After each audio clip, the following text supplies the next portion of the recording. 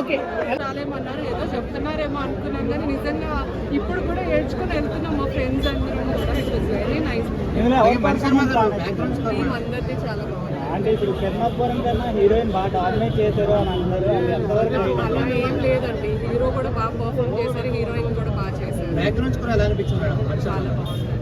అదే ఇప్పుడు long time కదా. సెకండ్ హాఫ్ లో ఎవరు అనుకోని ట్విస్ట్ అవుట్ ఉంది అని అన్నారు. ఎంతవరకు అయితే ఆ ట్విస్ట్ ఎంతవరకు కనెక్ట్ అవుతారు అని అనుకున్నారు. ఆ ట్విస్ట్ అయితే ప్రతి ఒక్కరు అసలు ఎక్స్పెక్ట్ అయితే చేయలేరు. ఆ ట్విస్ట్ తర్వాత అయితే అందరు ఖచ్చితంగా ఏడ్చుకుంటూ బయటకు వస్తారు.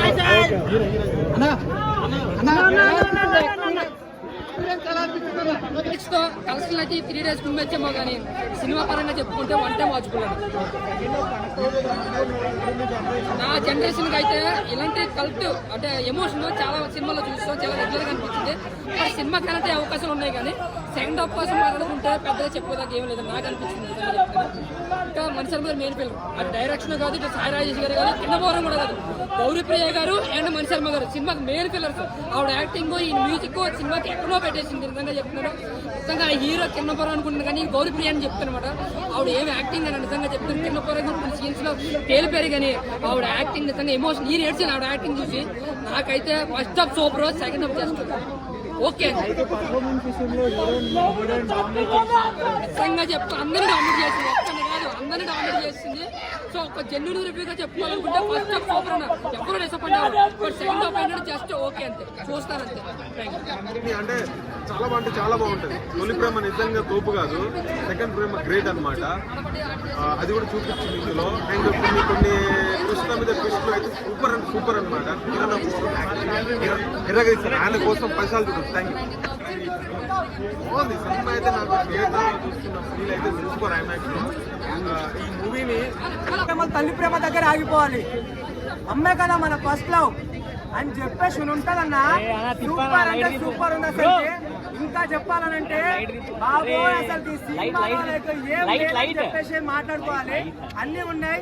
కిరణ్ అబ్బవరం ఒక్కడే యూనిక్ గా నించొని లైక్ నేను ర్యాంప్ పాడిస్తా ఈ సినిమా అని చెప్పేసి ఒక స్టేజ్ కి తీసుకెళ్లిపోయిండు సినిమాని మాత్రం. ఇది చెన్నైలో స్టోరీ కదా, హైదరాబాద్ లో చూడొచ్చా? తమిళ అంటే తెలుగు అంటే డార్లింగ్ లవ్ ఉండేది ఒకే ఒక ఎమోషన్. ఆ ఎమోషన్ ఈ సినిమాలో ఉంది. సో ప్రతి ఒక్కరు చూడాలి సినిమా, అర్థమైందా? అసలు ఈ సినిమాలో ఏం లేదు, చెన్నై కాదు ఇది. నిజంగా చెప్పాలంటే హైదరాబాద్ పక్క హైదరాబాద్ స్టోరీ, హైదరాబాద్ హీరోయిన్. ఇంకోటి చెప్తున్నా, నిన్న మన దాకా తమ్మన్న నా ఫేవరెట్ హీరోయిన్. కాకపోతే ఈ సినిమా చూసినాక ఫస్ట్ టైం గౌరీప్రియ లాంటి యాక్ట్రెస్ మన తెలుగు ఇండస్ట్రీలో ఉన్నందుకు నిజంగా కాలర్ ఎగరేస్తున్నా. ఇంకా మణి శర్మ గారి మ్యూజిక్ అయితే అన్న నిజంగా చెప్తున్నా, థియేటర్ లో ప్రతి ఒక్క మూలన మణి శర్మ గారు మనకు కనిపిస్తారు. మ్యూజిక్ అంటే ఇట్టు ఉండాలని చెప్పేసి చెప్తాడు. కానీ సో అది బాగా అనిపించిందండి. I enjoyed a lot. So nice. Thank you sir. Thank you. Families అందరూ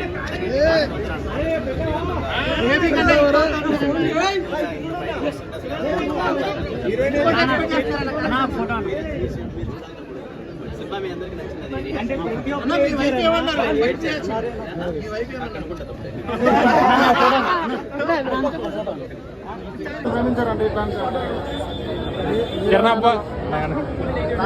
కిరణాపురం గారు యాక్టింగ్ ఎలా అనిపిస్తుంది? హీరోయిన్ ఇంకా బాగుంది. అంటే జెన్జీ కిడ్స్ కి బాగా కనెక్ట్ అవుతుంది అంటారు కదా, మీకు ఎట్లా కనెక్ట్ అయిందా? కొంచెం ఇంకా ట్విస్ట్ ఉంది, ఇంటర్వెల్ లో ట్విస్ట్ ఉంది. సో దాని తర్వాత మూవీ అనేది కొంచెం స్లో అయింది కానీ ఓవరాల్ హీరోయిన్ గారు యాక్టింగ్ ఎలా అనిపిస్తుంది? హీరోయిన్ చాలా బాగుంది యాక్టింగ్. కిరణాపురం దెయ్యం కానీ దెయ్యం కాదు, ఆత్మ దెయ్యం అని నాకు అర్థం కాదు. అదే కదా ఖచ్చితంగా కిరణాపురం ఒక 10 బ్యాంక్ అకౌంట్ చేసుకో.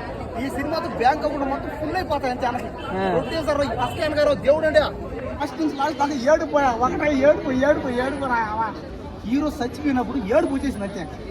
నాకైతే సినిమా హీరోయిన్కి హీరో ఎలా కనబడుతున్నాడో ఆ మాదిరిగా ప్రతిరోజు సిల్కు సుమిత శ్రీదేవి కనబడుతున్నారు. కాబట్టి సినిమాని ఖచ్చితంగా చూడండి. సినిమాలో మనం ఊహించుకొని కొన్ని సీన్లు అయితే ఉన్నాయి, అవన్నీ ట్విస్ట్ అనమాట. నా లవర్ ఎందుకు పోయా, నా లవరు నేను ప్రేమించిన అమ్మాయి శ్రీదేవి సిల్కు సుమిత అందరూ గుర్తు చేశారు పోయా. నాకు పోయా సినిమా చూస్తానని చెప్పు దారుణం అన్యాయం పోయా. ఈ రోజుల్లో ఇలాంటి సినిమాలు చూసారంటే ఖచ్చితంగా చచ్చిపోతారంటే మీరు. అంత బాగుంది ఈ సినిమా. పైగా 150 థియేటర్లు 500 థియేటర్లు వెళ్తే అన్ని థియేటర్లు హౌస్ ఉందంట. ఈ సినిమాకి ఖచ్చితంగా నాకు ఏదో 10,000 కోట్లు టార్గెట్ అవుతాను. ఈ సినిమా ఖచ్చితంగా 1,00,000 కోట్లు అంతే పోవు. సినిమా చూస్తున్నాను సేపు.